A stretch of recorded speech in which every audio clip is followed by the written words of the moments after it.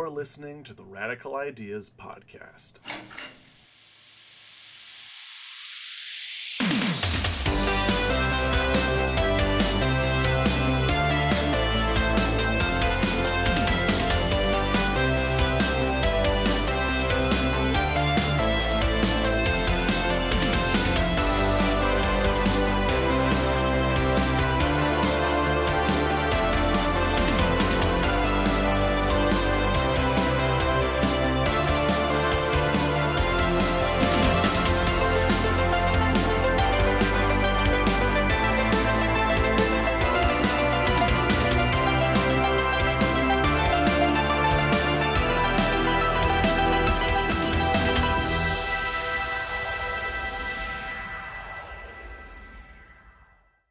Welcome to episode 1.5, the commentary for my Superman movie. As requested by the people on my Discord, every other episode of this podcast will be me giving commentary on the story that I wrote the week previously. So let's just leap right on into it. Superman.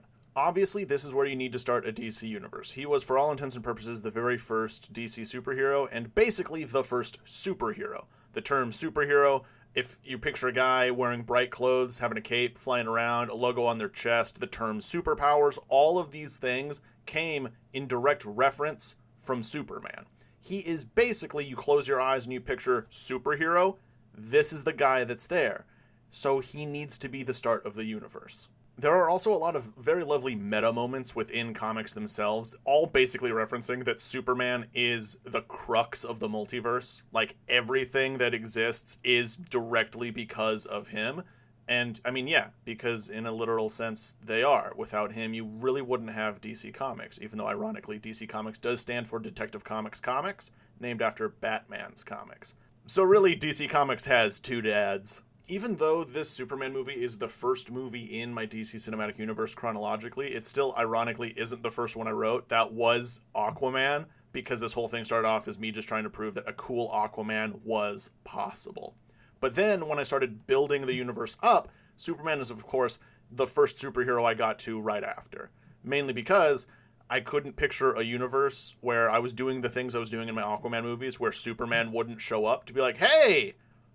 What's up? I need to stop this. This is bad, because Superman helps, and this is a problem. That is what also got me thinking about a concept I call threat scaling, which is the threat in each individual movie set in a shared universe needs to be a proper scale so that it can explain why no other heroes showed up to help. Because if you're building a shared universe and you're like, oh yeah, there's 60, there's 70, there's a million different superheroes, but then the world gets invaded by an army of aliens and only one shows up to stop it, that's wrong. You did bad. That's plot holes.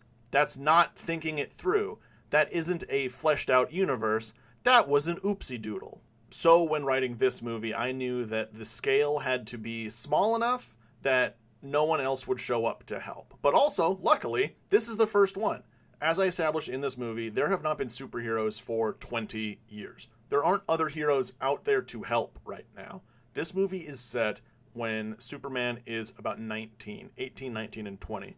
I don't do a very good job throughout the movie showing that it's supposed to take place over the course of like a year or two, but it is. The movie is supposed to start, or like the events are really supposed to kick off. Clark gets off that train in Metropolis Grand Central Station when he is 18 years old, starting college, and the movie ends when he's about 19 years old, and I've done that for a very specific reason.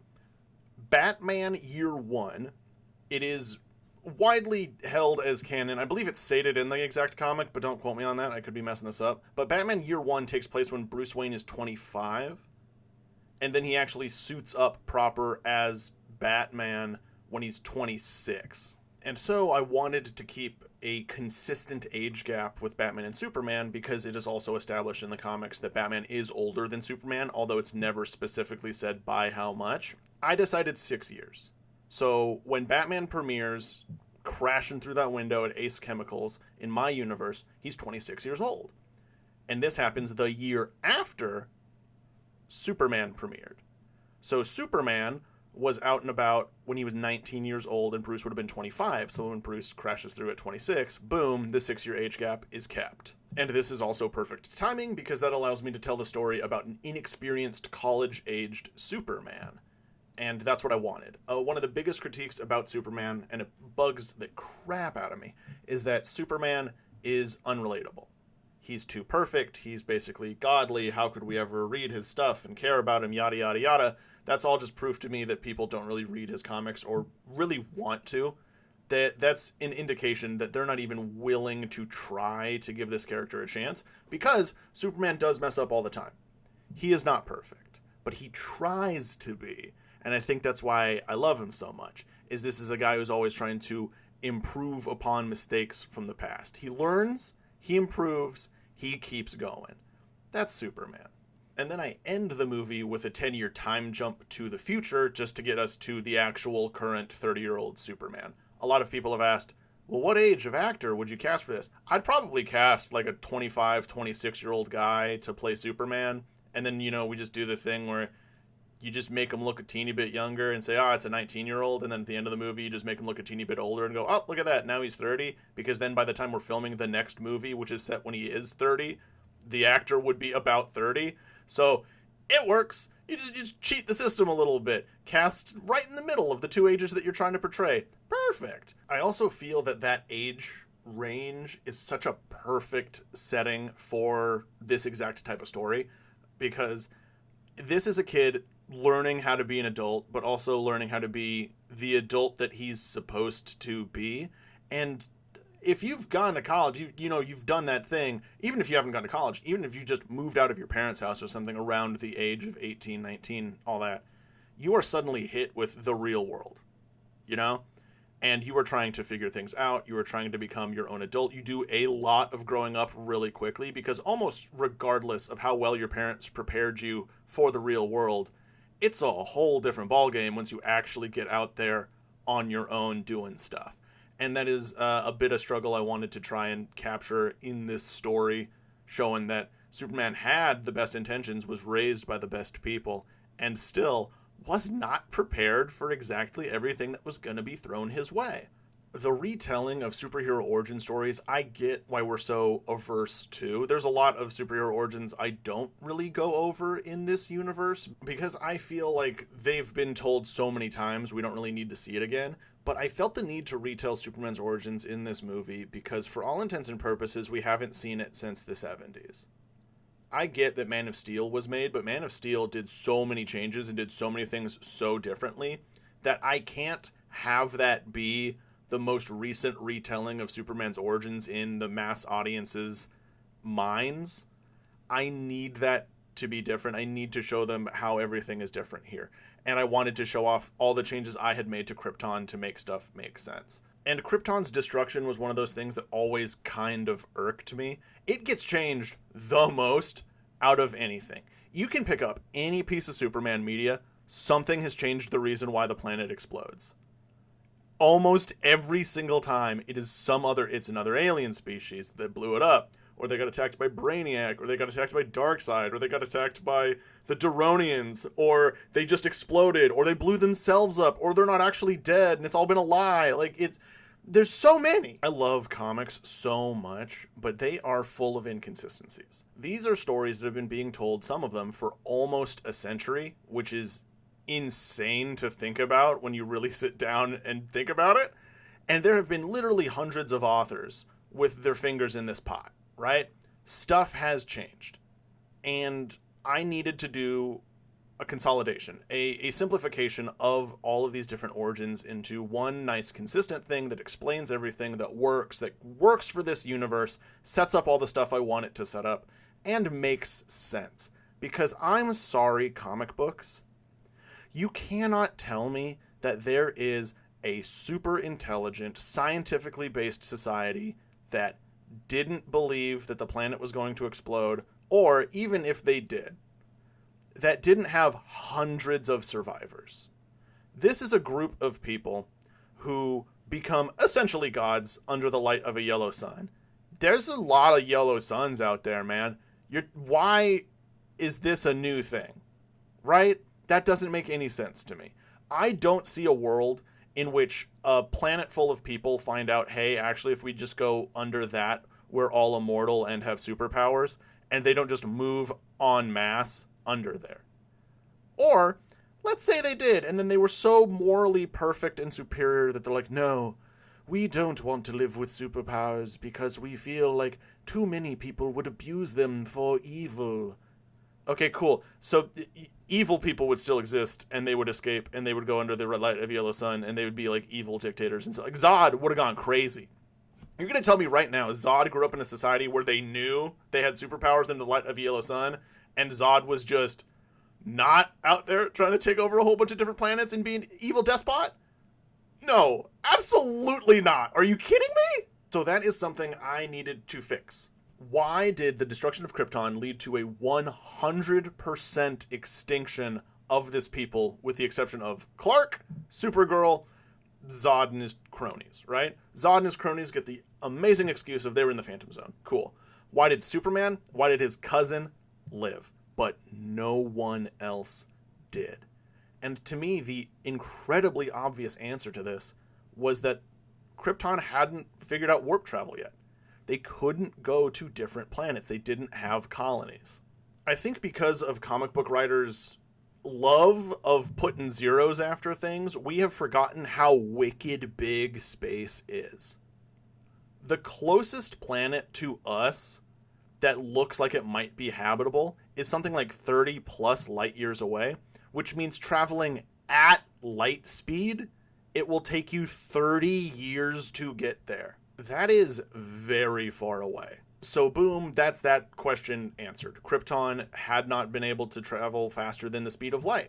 So they had not been able to establish interplanetary colonies, and thus 100% of Krypton's population is still on the planet. Cool, awesome, moving on. I wanted to explain why did Superman manage to get to Earth so quickly, and I didn't want to do cryostasis. I didn't want to do anything like that, so I decided, hey, Jor-El has just invented warp drive. He has made a test probe for it. They're going to launch it to the closest habitable planet, which happens to be Earth, and they're going to do some scans, and they're going to bring it back. I imagine that Krypton had already scanned Earth, so they knew the native population looks like humans. They knew it had a yellow sun. They knew a handful of stuff about the planet, but they hadn't made first contact. They hadn't done anything like that because it's a 60-year round trip. It is 30 years there, 30 years back. It was slow going. So Jor-El making this engine was a huge deal. This also helped me establish why Jor-El would be allowed on the Kryptonian Science Council, and yet no one believed him when the planet explodes. It's just wild to me that, again, an entirely scientific-based society didn't believe their smartest guy that the planet was going to explode. So I had to establish, why didn't they believe him? So I wanted to throw in, hey, Jor-El is on the council because he invented faster than light travel. He invented crystal nanotechnology, the Fortress of Solitude, all that fun stuff. That was all just him. He is wicked smart. But the reason they don't believe him is because he's also a little crazy, at least to them. The Book of Ra, which is essentially the Kryptonian Bible, I wanted to imagine, even in the real Bible, right? There are things that mention that people live for hundreds of years and all this other crazy stuff. But even then, that's probably just, they meant like the full moon, and someone mistranslated that to years, because if you math that stuff out by number of full moons, you're rocking with like 80-year-olds as opposed to 900-year-olds or whatever. So what if the Kryptonian Bible had tales about, oh, Kryptonians lived for thousands of years, and they could shoot fire out of their eyes, and they were super strong, and they couldn't be hurt by anything. And Jor-El believed that. Jor-El looked at that and said, no, that's real. That isn't just hyperbole. They're not just lying about that. We haven't mistranslated this.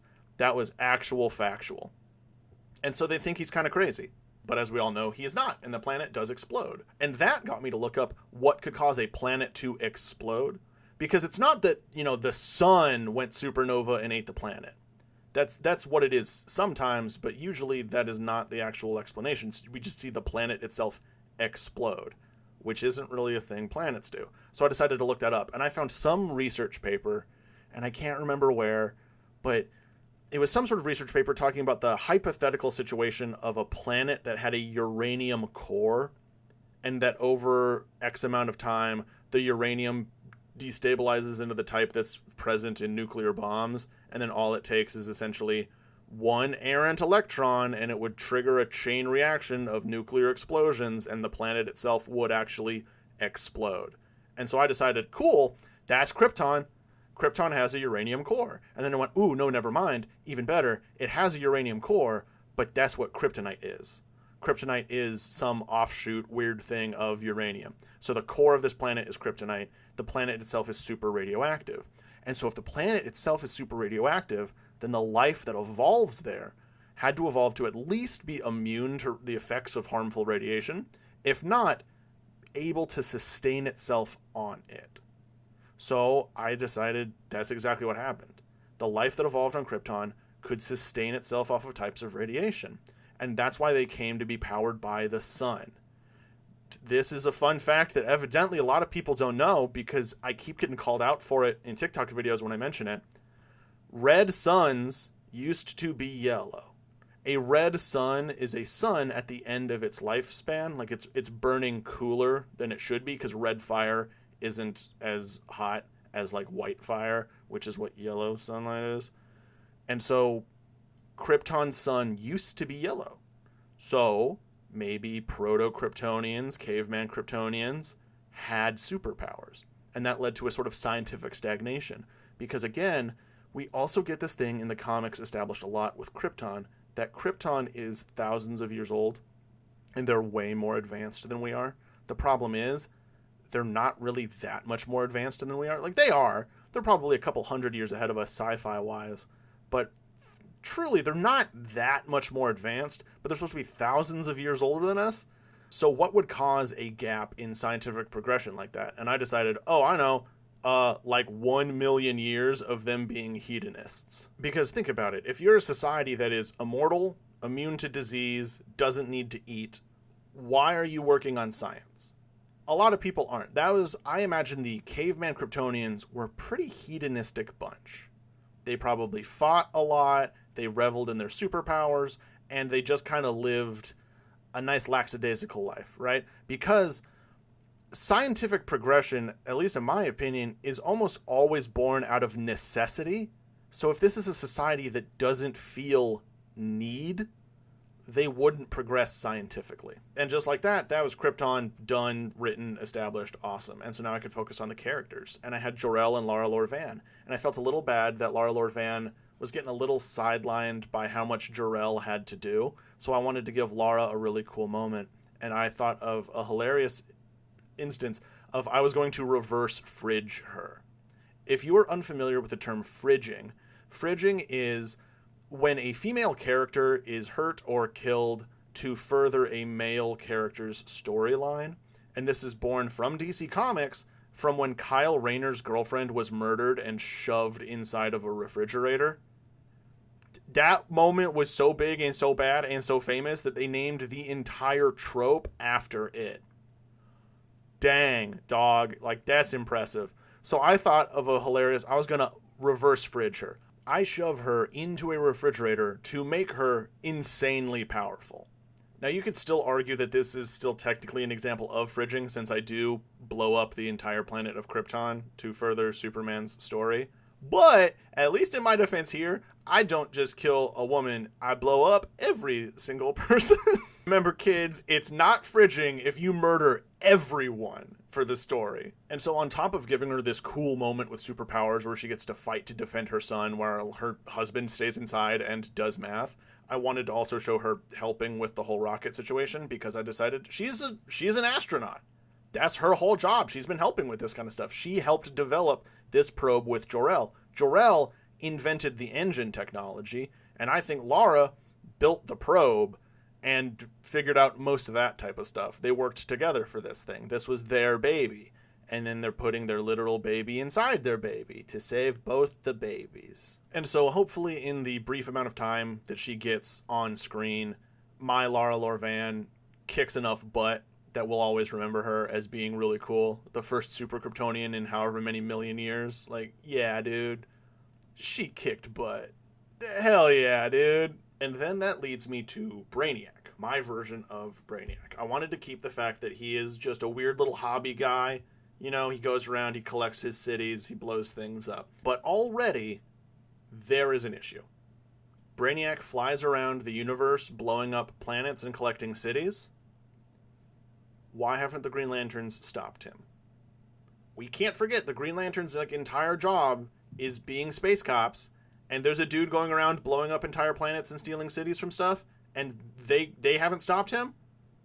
That's terrible. So there were only two fixes to this. One, Brainiac had to be even more powerful than the entire Green Lantern Corps, in which case that is a bad villain to use for my first Superman movie. I love Superman, love him to pieces, dude's really wicked strong. I don't think he's more powerful than 1 billion Green Lanterns. I love him, but 1 billion Green Lanterns, I think they win. That may be just me, but 1 billion of them? I think they win this one. So that leaves me with the second explanation. Brainiac wasn't a big enough threat to the Lanterns. He was elusive. He wasn't picking on stuff that the Lanterns could get to. And so I concocted the reason that Brainiac also doesn't have faster than light travel. He can go a little bit faster, you know? He can go like 1.5 times the speed of light, maybe I think I say 1.7 is where I max him out. And so logically, this AI must have determined that he can only take on planets that he is technologically more advanced than. He cannot go and try and fight someone who's faster than him that has better technology than him. Brainiac knows his limits. This is also where I concocted the rule, essentially just giving the Green Lantern Corps the prime directive from Star Trek. They can't mess with planets that haven't made outside contact, that don't have warp drive technology and stuff yet. So Brainiac has just become a being going around to pre-warp civilizations that are really close to their own destruction, and he just pushes them over the edge, collects all of their stuff, and moves on. He is a horrible, corrupted AI based off of the mentality of the scientist from Kolu named Vrildox, and he was programmed to archive all knowledge. But this AI decided, oh hey, if I'm supposed to get all of it, but you guys don't stop making it, that's a forever job. That's not good. I need to end the creation of new stuff so that I can actually complete the task you gave me. So I'm going to kill all of you, and then boom, that's done. Kolu, finished, book closed, archived, nailed it. But then as he was just floating in space, I think after however long, he eventually made contact with other alien species, and he went, oh no, it's everywhere. And so the AI just did what it was programmed to. Archive all knowledge in the entire universe. So when this pre-warp cloaked dude got to a planet that had just invented warp drive technology, but they hadn't used it yet, and was about to explode, Brainiac, this was the perfect situation for him, you know? He was like, oh man, I really don't have to do anything. I can just keep messing with their computers, telling their computers that everything says okay. I'll just chill around them for like a decade or two. Planet will blow up. I'll collect all the kryptonite at their core to get myself a super powerful, awesome power source, and then I'll collect all of the data I need to make my own warp drives, and then I can start speeding this thing up and eating way more planets. What a win! But unfortunately, Jor-El sent the dang thing to Earth, and it escaped him with a baby inside. So not only was Krypton's history not done, because there was one surviving Kryptonian out there, but the warp drive that he needed got away too. So obviously he had to turn tail and go after it. This is also where I do the proliferation of kryptonite on Earth. Brainiac stays behind, collects a whole bunch of kryptonite, because I've established in this universe that kryptonite is a super good, super powerful power source. You plug one of these bad boys in, you're getting a forever battery, baby. This stuff rules. So Brainiac was like, okay, well, I know where they went. I know where this dude went. I'm going to collect all of the stuff I need from here first, and then head that way. So Brainiac collects a whole bunch of kryptonite, and so when he gets to Earth with his army of drones and all that stuff, every single one of them is powered by kryptonite. So every single one that Superman destroys during his big fight, and I'm going to have him destroy a lot, every single one of those has a hunk of kryptonite in its chest that is just left out in the city streets. Superman doesn't really realize the importance of cleaning that stuff up. And so guess who buys all of that stuff? Lex, dude. When that drone in Superman crashed through his window, that is Lex getting access to Brainiac-level droid technology, kryptonite, and Superman's blood. All of stuff we need for future films. All of stuff that is incredibly important in the future of my DC cinematic universe. And so that was the easy proliferation right there. Boom, kryptonite is all over. I also needed Brainiac to go slightly faster than the speed of light because I needed him to beat Supergirl here. Because yes, I do include Supergirl in this universe. She shows up a little later, and she was traveling in a light speed engine. So she actually is in cryosleep and takes the full time to get here. So we'll get her in the future, don't you guys worry. And that's basically space done. So now we get to Earth, and I get to talk about Jonathan and Martha. I wanted Jonathan and Martha to be younger in this. Because, don't get me wrong, I love it. I love silver hair, old people, Jonathan and Martha. Lovely, lovely, lovely. But what never gets fully explained to me in the comics, I just never really grasped it, is that this is an old couple that really seems like they wanted kids, They really wanted it. And they never had kids before Clark. And I wanted a reason as to why they never were able to have kids before Clark. Because it's never really explained. So I wanted to tackle that. And I decided they were unable. And then I decided, well, why are they unable? And I wanted to rip people's hearts out. Superman is incredibly powerful. And again, one of his biggest critiques is that he's so unrelatable because with all of his powers, how could we possibly relate to the guy? So I needed to show right off the bat, Superman is capable of loss. There is stuff even he can't do. Jonathan dies of heart disease, and brutally, I kill Martha with cancer. That's for the future, though. If you think I just did that for no reason, no, dude, that is so important. Martha's death being to cancer is so important for the future of this entire universe. You have no idea.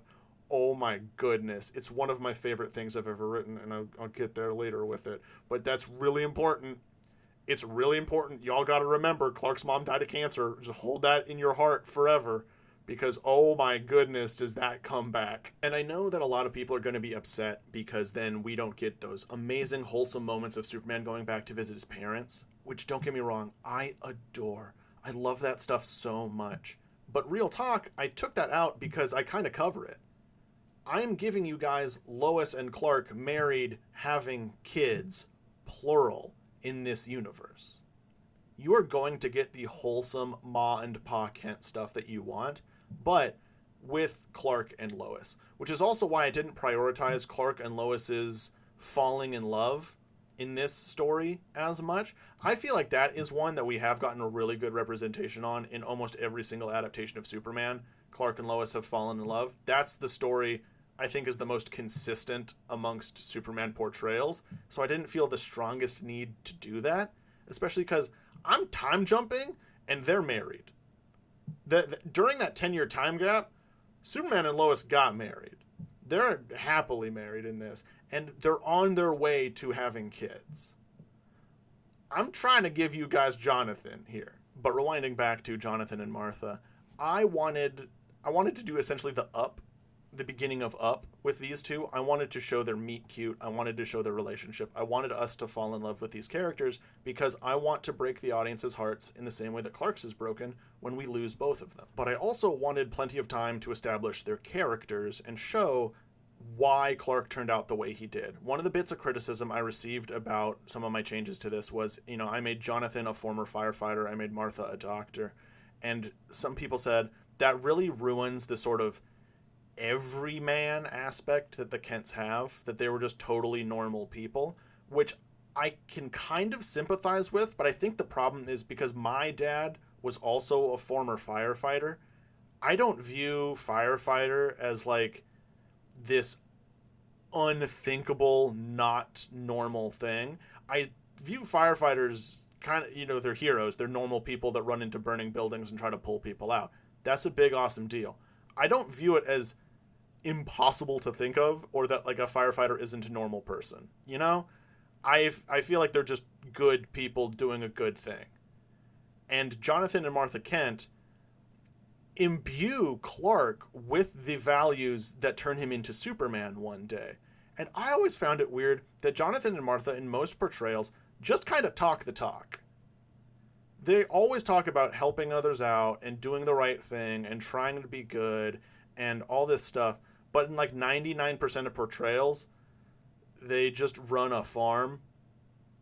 And that's just kind of it. Like sometimes they'll help with charities or they'll do stuff around Smallville, and that is awesome. That's great. My Jonathan and Martha do that stuff too. But so often it's just that they're farmers. Martha so often doesn't even have a job. She's just kind of nothing beyond a farm wife in the comics and a lot of stuff. And I thought, no, I think Martha's the breadwinner here, actually. I think Jonathan was a firefighter. I think he bunked up his knee and he couldn't do the job no more. Because if you can't pass the physical to go out there and be doing stuff, you can't be a firefighter anymore. So I was like, well, okay, he hurt his knee. He broke his legs or something.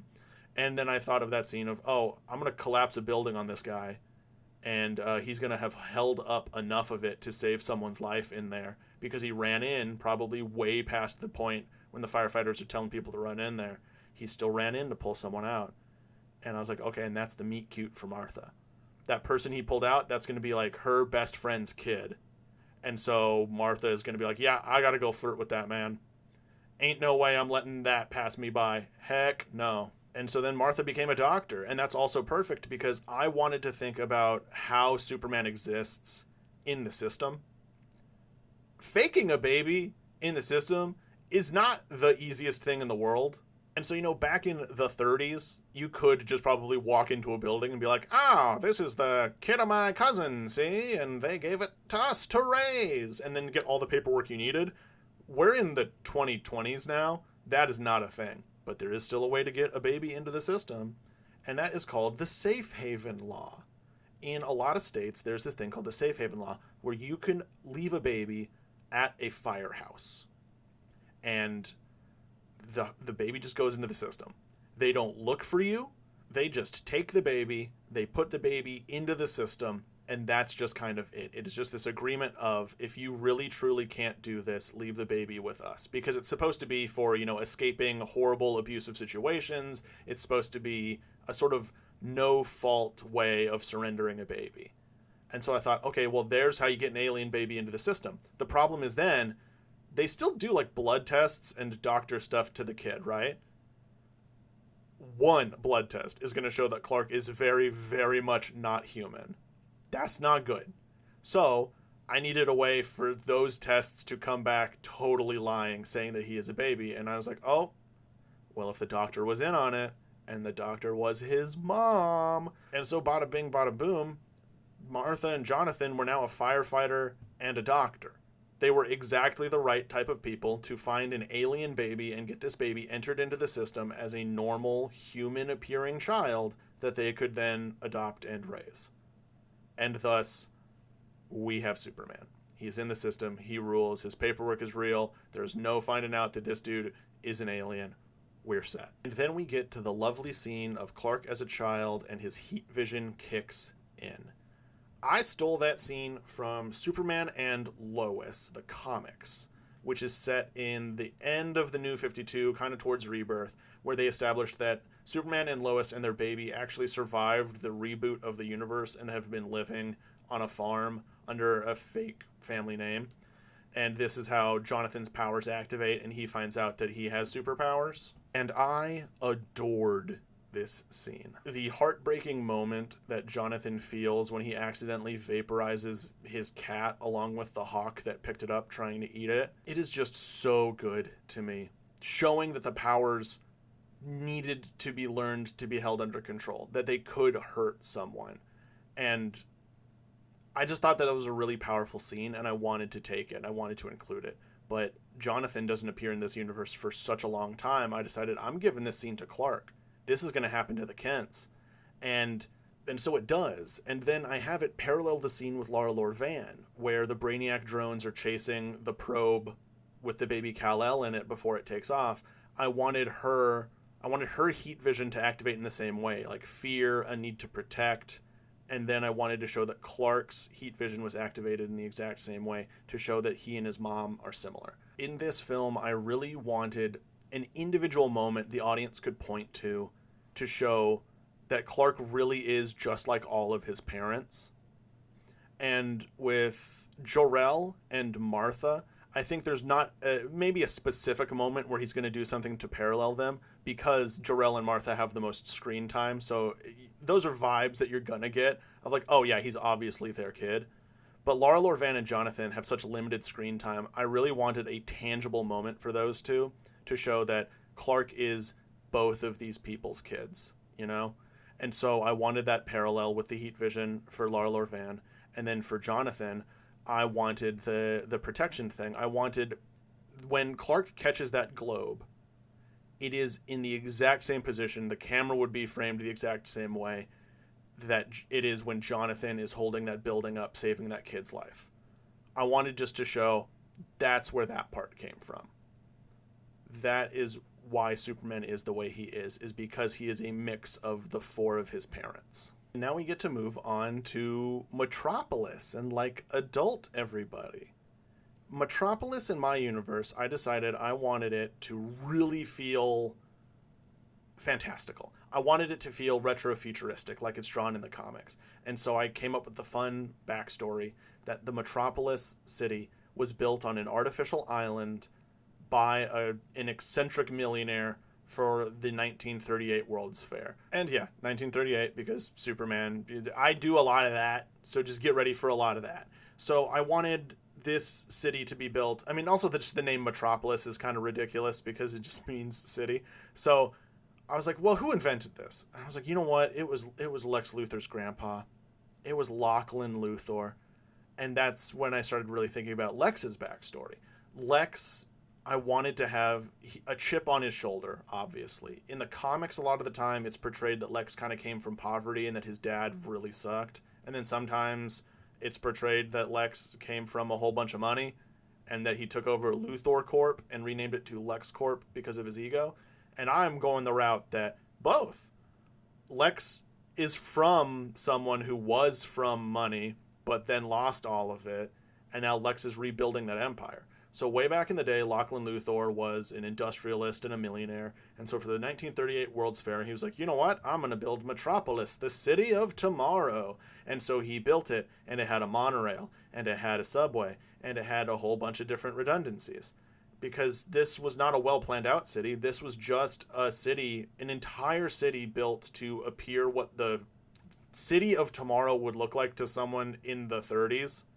So it had just it was like Epcot, basically, but the size of like the island of Manhattan. And so after a while, the city fell into disrepair. It just hemorrhaged money. And Lachlan lost everything, and I think the Luthor name was kind of a laughingstock after that, and then that was just it. And so then Lex's dad grew up pretty much in poverty, just really angry because he remembers being a kid having money, but now, no, not anymore. And so then Lex was raised by that, and, you know, Lex had a chip on his shoulder because of it. Lex was like, everyone thinks my name's a laughingstock, everyone thinks Luthors are stupid or ridiculous. I'm going to prove them all wrong. And Lex is luckily a genius. In my universe, I think he's the smartest person on the planet. Like maybe Mr. Terrific is a little bit smarter, but Lex is up there. Because that's the whole threat of Lex, you know? If Lex isn't the smartest person on the planet, I feel like his threat goes down quite a bit. So I think Lex does need to be like at least top 5, if not top 1, with very close second and third slots. And so my Lex Luthor is literally a self-made billionaire. And I know you might be thinking, well, that's not a thing. Well, yeah, this is a fictional universe. It's a thing here because Lex invented, like, hover cars. In most comic book media, we can all point to technology that isn't real, doesn't exist, is probably 10, 20, 30 years out, right? Like, look at the MCU, look at all the stuff Tony does. That's not real stuff. No one can actually do that here. But we all have it, and we just all sort of agree, because we're like, oh, well, you know, it's a comic book universe, whatever, they can have this kind of nonsense. In my universe, Lex just built all that stuff. The reason all that stuff exists in this universe, that was Lex Luthor. Lex Luthor invented it in his garage when he was like 16 years old. He patented the stuff and made literally $1 billion by himself before exploiting workers. Don't worry, Lex is still evil and still does exploit people. The first billion he makes actually was hard work, grindstone, built stuff in his garage, self-made man. The subsequent hundreds of billions that Lex makes, that was the evil, typical, real-world billionaire exploitation stuff. Lex Luthor still sucks. He's still a bad guy. But he's just a lot closer to... You know who Elon Musk thinks he is? You know how Elon's actually like a moron who can't do anything right and just kind of stumbles his way into money and ruins companies by touching them and stuff? But he insists that he's actually like the smartest guy ever and he knows everything and that like he's the one inventing so much stuff. That's who Lex actually is. Lex actually does invent this stuff. Luthor Corp is making stuff Lex himself invented. He's actually doing that stuff. Because, let's be real, being a CEO isn't a hard job. We all know that, right? Being a CEO is an easy job. It requires no real effort. The higher up you go in corporate America, the less real work you actually do. But Lex Luthor, he actually puts his nose down and like grinds it out. He is in the laboratory. He is building stuff. He's inventing things. Lex is actually on top of it. And so I decided that Lex Luthor still has that chip on his shoulders, still, even despite inventing all of this stuff and being insanely wealthy, he still can't escape the Luthor family reputation. The city of Metropolis haunts this man. And so he decided, nope, that is something I'm remedying. I'm going to actually make that the city of tomorrow and everyone's going to shut up and ignore it. So he moves LexCorp headquarters to Metropolis and he starts renovating the city. He is reopening things. He is making it an actual city of tomorrow. Because Lex Luthor actually does want to help, but not for benevolent reasons. Lex wants to eliminate the negative talk about his family, get rid of that reputation, and basically get people to worship him. That's his goal here. Lex Luthor will help humanity out purely for the sake of people thinking that he's the greatest. Lex is a pure narcissist. And that is where I have the beef with Superman stem from. Because Lex is literally the one rebuilding this city. Lex is actually making Metropolis better. He's actually making the world better. But then Superman shows up, and Superman basically gets all of the credit because Superman is helping the world's morality get better. Superman is inspiring people. Superman is giving people hope. Superman is showing that the most powerful man in the world genuinely just wants to help and is inspiring others to do better. So while the world's getting better because of these two men, Lex and Superman, Superman is the one getting basically all of the credit, and that really ticks off Lex. So at the start of this movie, I'd established that Lex is covertly selling weapons to Intergang to get Intergang to commit crimes with him to show off how awesome and rad the new weapons LexCorp is making are. And then, you know, he gives more weapons to Intergang to stop the Masked Aviator when the Masked Aviator shows up. But eventually, Lex stops it. After the whole rocket explosion thing, Lex stops selling Intergang weapons because he really just doesn't need them anymore. He is now at the point where Metropolis is actually getting so much better that Lex doesn't want to keep letting crime happen in this city that he is actually causing. Lex keeps his hands pretty clean. He never directly deals with Intergang. Like, he has one scene speaking to Bruno Mannheim, but Lex is never around when deals are actually being cut because Lex is the king of plausible deniability. He has shell companies on top of shell companies on top of shell companies to deal with the shadiest stuff he actually wants to touch.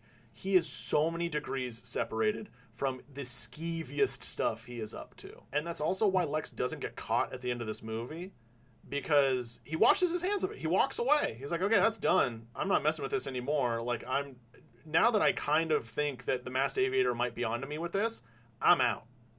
I am not sticking around something that could potentially get me caught and take away my power.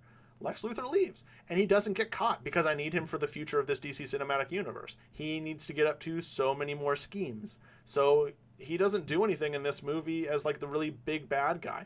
The big bad in this movie is more so Superman's learning curve, a little bit of Lex just to establish that he is here and he sucks. Intergang just is a nice intermediary quick thing for Superman to deal with that the people of Metropolis can feel as like a real tangible fix to the city once done. And Brainiac. I felt that all of that stuff put together was a good foundation to build the rest of my DC Cinematic Universe off of. Oh, and now I get to gush about the ending of this thing. I really wanted to keep the fact that Clark's suit was made by Martha. It was inspired by the clothing that the hologram of Lara and Jor-El were wearing, and Martha made it herself. Clark flying around in the suit that his mom made him is such a wholesome thing I needed to preserve for this story. And then that's what also gave me the idea for the graphene fabric weaving suit. So Martha makes the first suit, the classic Superman suit that we would all come to recognize. But then that gets destroyed in the fight with Brainiac, and it is a kind of sad moment. You know, Clark feels a little bit like, oh no, this tangible connection to my mom has been lost. What a horrible, heartbreaking moment. But then he finds the suit-making machine. He finds the universe has given him a, hey, actually, not only can you basically get the suit back from your mom, it's now also indestructible. And so Superman will have the thing make him a nearly indestructible super suit based off of the design that his mom made, and that will be his suit for the rest of this universe. I think a lot of different superheroes throughout this universe would have costumes that slightly change, little tweaks, you know, from here to there. Superman, I would demand never. We do it once, we do it perfectly, we stick with it forever. Superman has one costume for the rest of this entire universe. And yes, he's wearing the trunks. I will die on the hill, the trunks are the most important thing. They help with like the color balance of the entire suit. You need that splash of red in the middle, or else the suit looks wrong. I'm sorry, I'm not sorry. The suit looks wrong. If you don't have the trunks, you have failed in Superman suit costume design. I don't care. Put up any single one. I will tear that thing to the ground. Superman needs his trunks. In the OG comics, those trunks were based off of the trunks that circus strongmen would wear. And it's such a misconception. The trunks aren't a separate thing of underwear on top of pants. The trunks are just the crotch of the pants are red.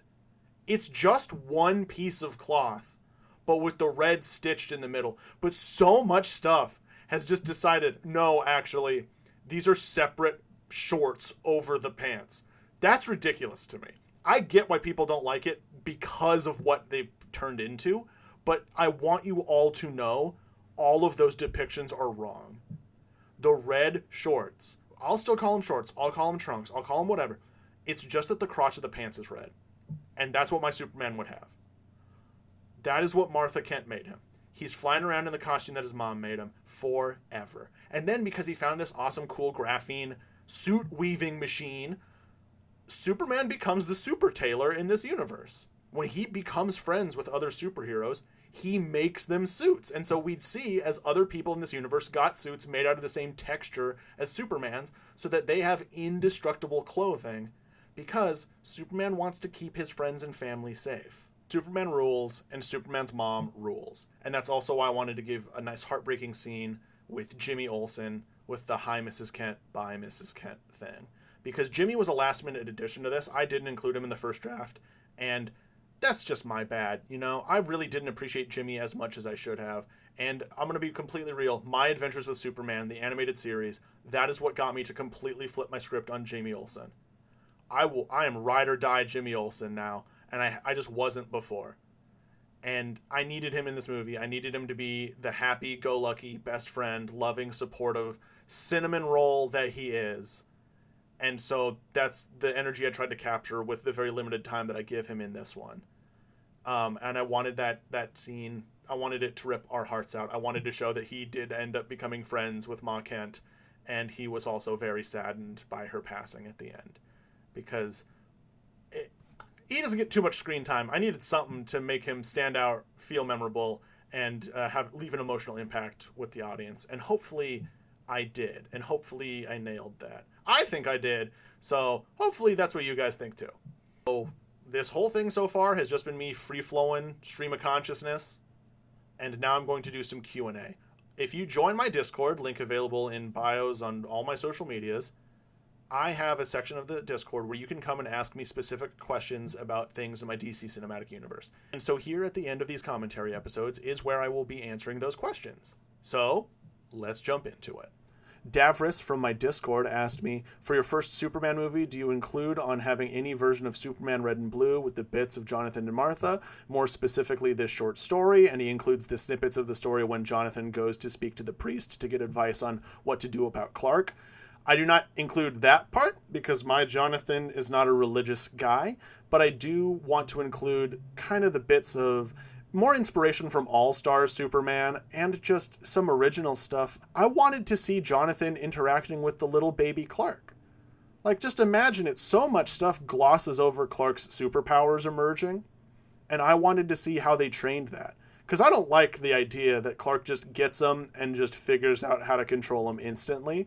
I wanted to see a little bit of that training montage. And so that's when I envisioned the fun thing of, like, well, Jonathan is just going to have Clark collect the eggs.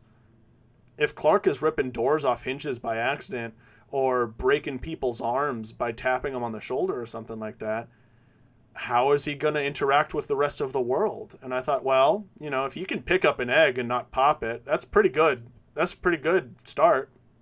So Jonathan has him do that. So it is inspired in part by that, but I think more or less there's not too much Superman Red and Blue beyond just the lovely messaging of Jonathan and Martha raising their boy, that they're proud of him and that they love him and that they believe in him. And that is what clearly inspires Clark to have the feelings that he does about humanity and the world in general.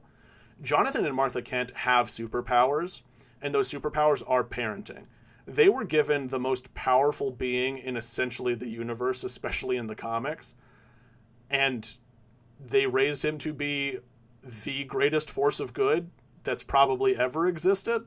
He just wants to help genuinely. That's just what he likes to do. Hurting people makes him sad. Helping people makes him feel good. He loves helping people.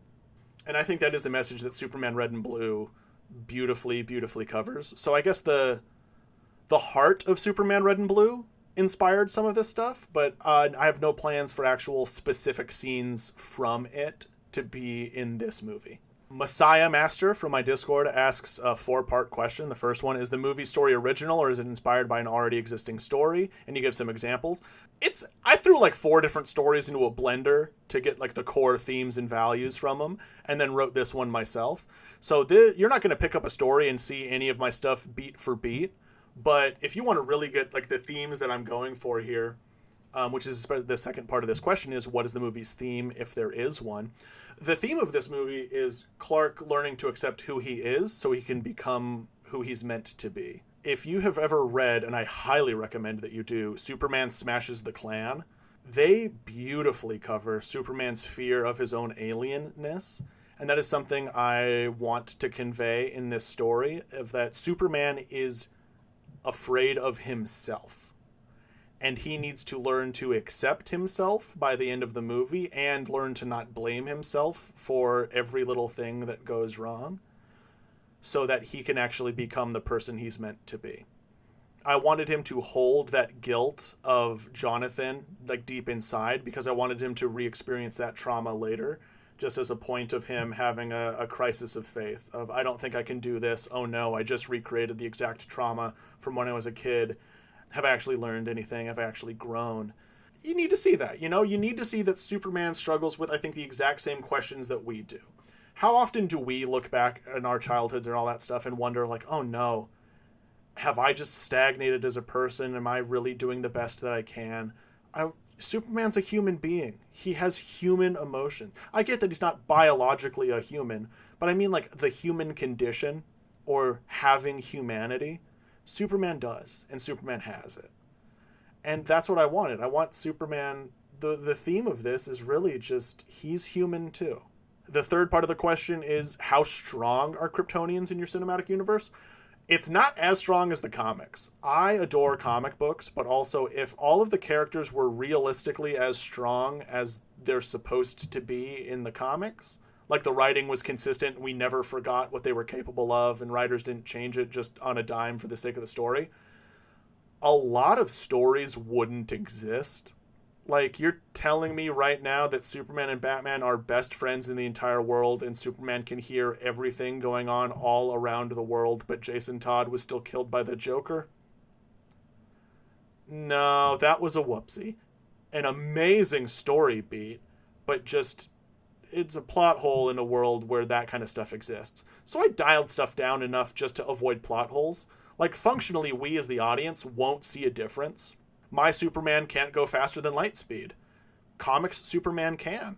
But because of that, my Superman is nerfed in that regard. But oh my gosh, guys, even if Superman's going 100,000 miles per hour, there is not a single super speed feat I think any of us have ever seen in any form of media that Superman could not pull off doing that. I guess with the exception of, the infinite mass punch from the comics. And even then, that's a Flash feat. You just don't need that much power to tell these stories. My Superman is going to be the second strongest Superman that's ever been shown on screen, right behind good old TH from Superman and Lois. That dude's the strongest live-action Superman we've ever been given, period. He is the fastest, he is the strongest, he can hear all around the world, etc. Lovely. My Superman's just a teens below that, but as you will later find out, that is also because of a mental block that's going on. He's holding himself back. Part 4 of that question is, who would you have composing the soundtrack for the movie? I don't know, dog. I don't know. I would want to find someone good, though. But for now, I'm still just writing these things. I think composition is a way end of the line thing to think of. Like, that's the movie's getting made. Who's going to write your theme song? That is a last step thing. I think I'm on step 2, if anything, of the creation of these into actual proper movies, Angry Tot from my Discord asks, what is the style of clothing or uniforms of the Kryptonians in your universe? Superman's costume. So I think Superman in that suit could just show up on Krypton and no one would bat an eye. I think all of Krypton wears clothes like that. And even in the comics, they more or less do. In the comics, Jor-El, at least the ones that I love, he's always wearing this goofy green jumpsuit with like a red and black and yellow Superman logo, teeny on like over where his heart would be, and then it has like weird yellow shoulder pauldron kind of dealies, and sometimes a teeny little cape and like a head circlet and then ridiculous boots. Like, he just looks like a goofball. I kind of just love it. I think that's just what Kryptonian fashion looks like. And finally, Fantastic 44 Franklin from my Discord asks, from a design standpoint, what would be the look or feel of your Metropolis along with other possible character designs, such as Clark Kent and Superman suit? I mean, look, the best live-action Superman suit to me, hands down, is Brandon Routh's Superman suit in the CW Crisis for Infinite Earths when he's wearing the Superman Kingdom Come suit. That is it. That's peak for me. One of the biggest things I have with comics is what texture are people's costumes? Because in comics, it's just a solid color, right? The texture or fabric of the suit is just implied. We're just seeing the bright, flashy, poppy colors. So I always want to know what the texture would be. And I think nothing has nailed the texture of the suit better than Brandon Routh's costume in those episodes. I would want that suit, but with the classic Superman S and the classic yellow S on the back and the yellow belt. And then other than that, just that suit basically 1-to-1. I would also just do the classic Superman S logo. I'm a sucker for it. The Dan Jurgens in the 90s logo that's kind of become the quintessential logo. Like, if you go buy Superman merch just in general, that's the symbol you're going to get. If you've seen the definitive history of Superman, the logo on the cover, that's the one I'm talking about. That's the one I love. Because again, a lot of people forget the S on his chest isn't an S inside a diamond. The diamond is also part of it. The diamond and the S together are what say L, the family of L. It just happens to be that the thing in the middle of it looks like an S. Like, think about certain different types of Japanese characters, and I mean like alphabetical characters. You could argue that some of them look like English letters, but they're not. They just look like it. And that's what Superman's chest symbol is. So yeah, it can look very much like a very obvious stylized S, but it's not.